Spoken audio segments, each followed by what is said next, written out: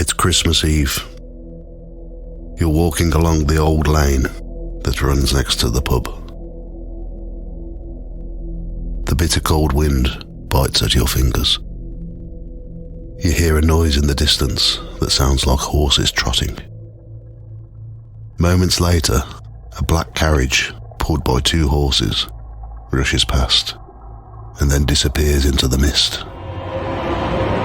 You've just seen the legendary Victorian horse and hearse. If legend is correct, you'll die within the year.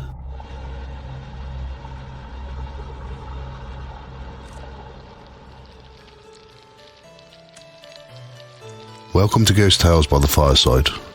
I am Clem Dalloway, and I'll be telling you about the hauntings of Foxlydiate, an ancient part of Redditch that originates from medieval times.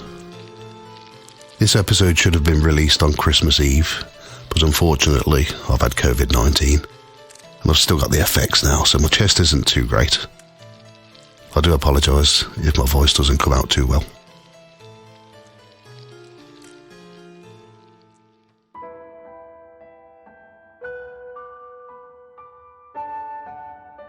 Foxlydiate is in the district of Webheath in Redditch, Worcestershire. The name originates from the swing gate that would have been used by local fox hunters since the early part of the medieval period. In the 18th century, a pub called the Fox and Goose stood on the Bromsgrove Turnpike, and on the opposite side of the road was a mansion that was built in 1840 by Richard Hemming, the owner of a local needle factory, whose wife Sarah bought 3 houses on the site in 1781. In April 1939, the publican of the Fox and Goose changed his licence to a new site that was to be erected adjoining Foxlydiate House, the previous mansion that belonged to the Hemming family, now known as the Foxlydiate.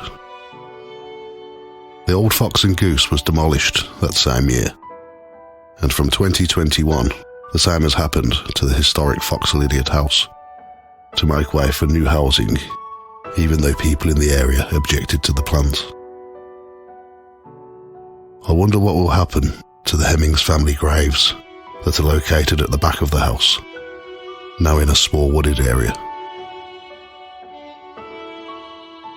While researching for this episode, I found an interesting newspaper article from the Ulster Chronicle on the 2nd of May, 1891.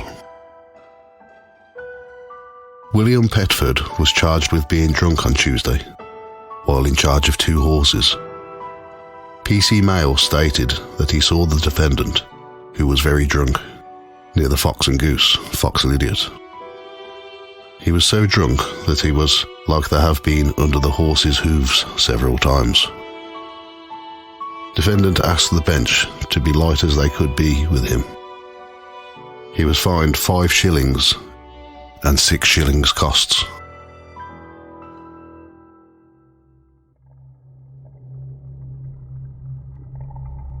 The following story was found in a book titled Worcestershire Ghosts and Hauntings by Redditch author Anne Bradford. It was Christmas Eve, and the vicar and curate of Studley were both standing in for the vicar of Tardybig. The verger of Tardybig died, and one of them would have to conduct the funeral on Boxing Day. This meant that whoever held the service would miss the Boxing Day hunt. In a fit of rage, the vicar murdered the curate. He put the body in the hearse and buried the curate in the grave that was meant for the verger.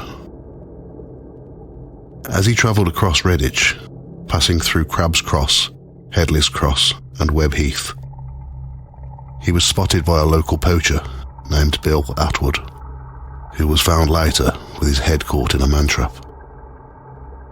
Local legend tells of a phantom hearse without a driver that appears on Christmas Eve when the moon is full, and whoever witnesses it will die within 12 months.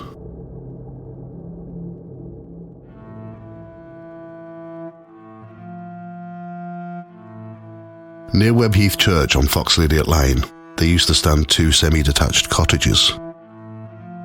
On the 10th of May 1902, a violent, heavy drinker named Samuel Middleton returned home to one of the cottages after a 2-week drinking binge. His wife Hannah grew vegetables as a second income, and he knew that she'd just sold the last of the potato crop, and he wanted the money for more alcohol. Hannah refused to give him the money, and things became heated. A neighbour, a widow named Mrs. Hassel, heard them arguing, but she didn't think much about it, as it happened so regular. The shouting progressively got louder, with Hannah Middleton screaming, before it went silent. Mrs. Hassel fell asleep for a while, until she was woken up by the smell of smoke, which was filling her room. Both cottages were on fire, and the landlord of the Fox and Goose, Herbert Chambers, called for the Redditch Fire Brigade, while neighbours rushed in to save whatever valuables they could. There was no sign of the Middletons. After the fire had been completely put out, the body of Hannah Middleton was found in the kitchen. She was fully dressed, which indicated that she hadn't gone to bed, and her head and limbs had been almost completely burnt away from the intense fire. They discovered that the fire had been started in the kitchen, as they found hay in the room that had been taken from a nearby pigsty.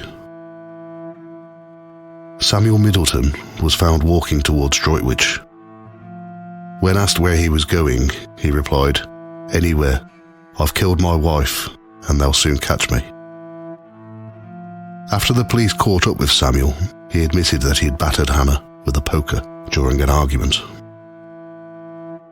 After he realised she was dead, he set fire to the cottage in order to try and cover up the murder. He was found guilty of murder at Worcester Assizes and hanged on the 15th of July 1902.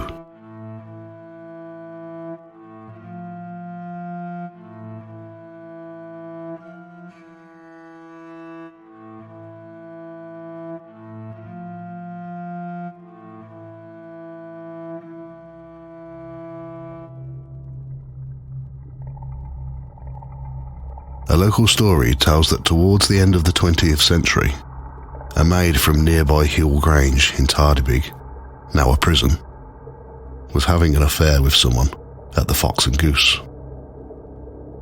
When the maid's husband found out, he stabbed her to death. Many people have since witnessed the White Lady of Foxlydiate, who has been reported walking from Hewell Grange to the Foxlydiate pub. In the 1980s, a teenage girl was walking out late on a cold, dark winter's evening with her friends. As they walked along the path that runs next to the Foxlydiate pub, she noticed a woman in the distance. As the woman approached, the girl realised that the woman was floating about 2 foot above the path. She pointed it out to her friends, who could all see the woman. They described her as wearing to a long white dress with long dark hair, with her arms stretched out in front of her. The teenagers ran home.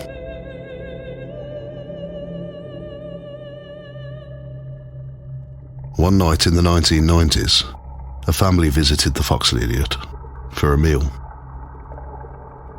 Their 6-year-old daughter needed to use the toilet, so walked alone down the corridor towards the toilet area, where the figure of a woman suddenly walked out in front of her. The little girl wet herself and ran back to her parents. When questioned, she described her as wearing a long white dress and long black hair. People who have worked at the pub say that there's a resident ghost who they call Tom. He's believed to be the ghost of an old coachman from the time when the Hemming family owned the property. A barmaid who worked at the pub during the 1990s experienced many strange things in her time working there. One afternoon, she was getting ready to open up the bar when a glass beer tankard flew off one of the shelves and smashed over the other side of the bar. No one else was around to witness it. She was working one evening when she had to walk down the corridor that leads to the toilet and kitchen area. As she approached the toilet door, a woman walked out of the kitchen door and walked towards her, disappearing as she got closer. She described her as wearing a long white dress with long dark hair.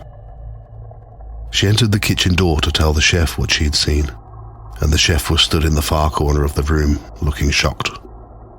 They'd seen the woman too. The following story comes from a local salsa instructor who has a background in psychology. Because of my career in the world of psychology, I usually have an explanation for the unexplained.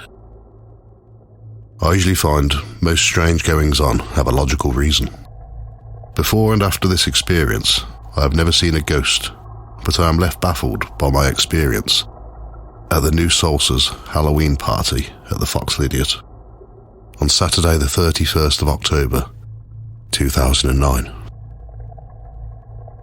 During the party, 3 contestants were to be selected that had the best Halloween outfits. One contestant was an obvious choice. She was dressed as a corpse bride, wearing what I can only describe as theatrical makeup. The other contestants were a Dracula from Redditch and an Edward Scissorhands from Kidderminster. When it came to inviting the contestants forward, Dracula and Edward came forward, but there was no sign of the corpse bride. Time was filled in by playing tunes for everyone to freestyle dance while a search was launched for the third contestant. Having finally found her, the contest began. The winner was to be decided by way of audience applause. I was certain that the corpse bride would win. She had by far the spookiest outfit.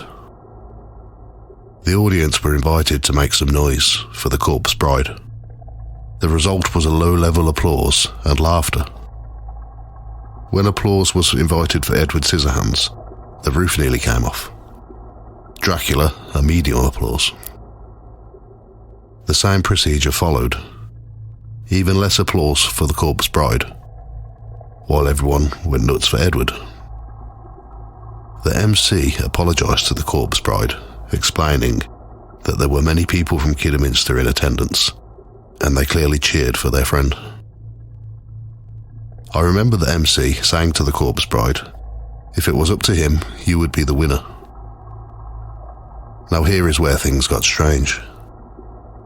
After the party, as I am helping collecting and clearing everything up, the New Salsa members came up to the host to say goodbye, great party, etc. Some said, why did you do that joke twice?